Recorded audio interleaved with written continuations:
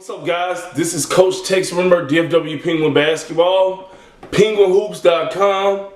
Guys, if you're checking this out and you feel like you're going to get something out of it, or you got something out of this video, it does not hurt at all to hit the like button, okay? Subscribe, okay? I have plenty of content on my page talking about sports psychology, more geared towards youth sports. It could help you at a higher level as well, whether it be college, pro, whatever. Okay, but today, okay, I had a situation the other day with one of my guys, and I had to kind of remind him of certain things. But today we're going to talk about the tough guy on the opposing team. Okay, the tough guy on the opposing team. Now, when I say tough guy, I'm talking when I speak of that, I mean, some of you guys, have you ever played a sports game, or basketball, football? Football is a little bit different. Basketball, soccer, baseball, anything that's contact, really. But this is more pertaining to basketball because it happens a little bit more in basketball more than anything. The opposing player on the other team just takes it over the top with physicality, especially when it's kind of like they're out for one guy, or they're out for a couple of guys and it may seem like they're trying to hurt them, or they're upset with the guy. And a lot of times, this tough guy does this for a few reasons. Okay, number one, this guy may be the enforcer on the team. So if this person is the guy that when you play an opposing team and he guards their best player, or he's the guy in the paint that when the guards go in, he clobbers the best player when they go in for a layup to kind of set the tone. Or if someone gets into a scuffle or a loose ball, he's always the first guy over there to dive in the pile. That makes sense. Okay, that's one thing. That's his role on the team, to be an enforcer. Sometimes guys do stuff like this to prove a point to their teammates. Sometimes, especially when a guy is younger or he's new to the team, he'll do this stuff to get respect from his teammates, by roughing a guy up, holding on another guy on the opposing team, or just trying to make things hard for the player. Number three, this is all they have to give to the team, meaning this player may not be skilled at all. He may be horrible. He may not average at least 1 point a game, may not get one rebound, but on this team, in order for him to contribute to the team, he says, you know what, I can do one thing. I can rough up the best player on the other team and give him a hard time. I can go out there and kind of be an enforcer and rough guys up and use all 5 of my fouls, right? So a lot of times you'll see this with a lot of guys too, that they probably play a small amount of minutes. They're not going to get the ball a lot. They don't really handle the ball or do too much. They're not really a big part of the team, but when they're in, you can kind of tell that from the jump, they're looking for somebody. They're looking for somebody to rough up, and because they can do that all day on one end, and it takes no skill to do that, right? But on the other end, they can't contribute at all. They probably turn the ball over a lot, lose the ball, air ball shots, miss layups, all kinds of stuff. But they'll go on that other end. It takes no skill to go and rough a guy up and try to not even play team defense. Just try to stop one other guy by being extremely physical. Okay? Number four, if this player is doing this to you, a lot of times the main goal of that is for him to get you out of your game. Meaning, just to get you off, get you frustrated, get your mind off of performing well, and have your mind on handling this guy that's grabbing your leg or pinch you in the back of the neck, when the ref isn't looking, or hitting you in the area, when the ref isn't looking, and stuff like that, holding on to you, running up, saying crazy stuff to you in your ear.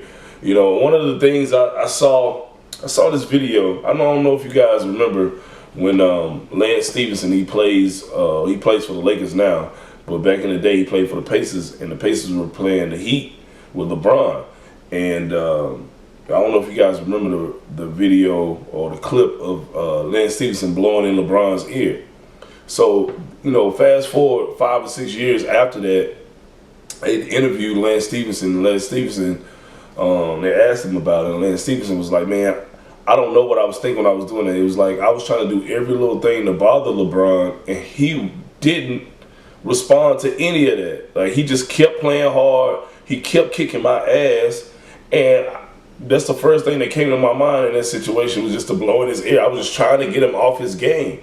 And I mean, to fast forward to the end result of my of this video is, and I still have two other points I want to make on why this guy would do this. But guys, if you ignore a guy like this and you continue to kick their ass and you remain unfazed, either they will end up ejecting themselves out of the game by doing something totally outlandish to you or someone else, or saying something to the referee, and they will either get taken out by their own coach, or the referee will take them out, or they will get so flustered till they start making mistakes themselves by doing this, and you'll end up kicking their ass even more. So if you ignore it and you just continue to play your game and you know how to handle it, it's going to always work out in your favor. And even more than it would if the guy was just playing you straight up without all the extra stuff.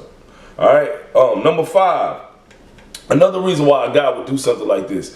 He's afraid of being embarrassed. Right? Think about it. If I'm the tough guy on the team and I have to guard the best point guard in the league, or I have to guard the best forward on the soccer field in our league, right? And, you know, I'm a defensive man on the soccer field. I don't know soccer that well, but you get what I mean.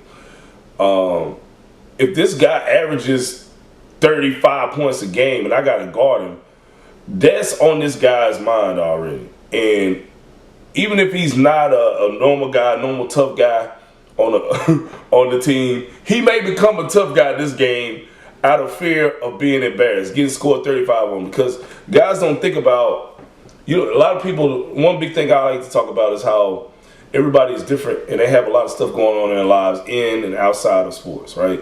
But with kids, it's like, and with teammates, until you become a professional, like, when you're a kid, it's like, oh man, you got to guard Tex Rimbert today, man. Like, he's averaging like 35. You know, like, the coach is like, oh man, you got your hands full today. Oh, the assistant coach, man, you got your hands full. Your mom, your dad, oh man, you got to guard Tex Rimbert today. Oh man. So that's going through this kid's head. They're looking at the schedules like, oh, I got to play this guy. I can't let him embarrass me. I can't let him. He scored 30 the other game on this other guy, and I watched it on film. You know, he can't have 50 on me. You know, so out of fear of being embarrassed, this player will become a tough guy. All right, so that's number 5. Number 6, this person is just like this all the time.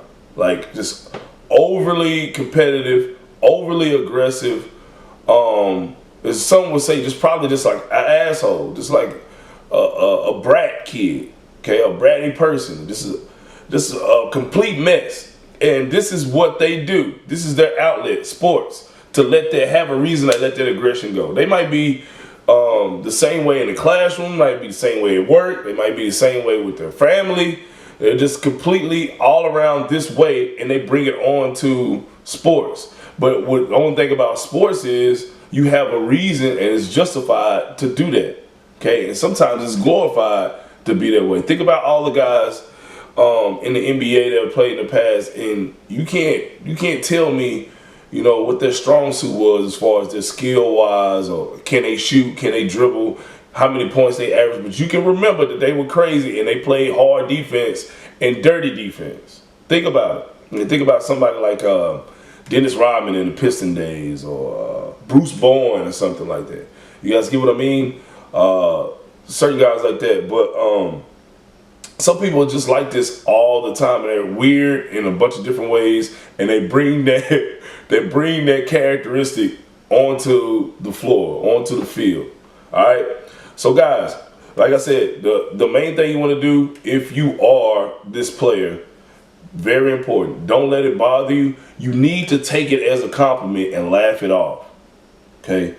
I told one of my guys, we had a situation the other day in a game where a kid was just bothering, and he just like taunting him, and this kid, I've never seen him. He's been playing for me almost 10 years, and you know, he got a technical foul.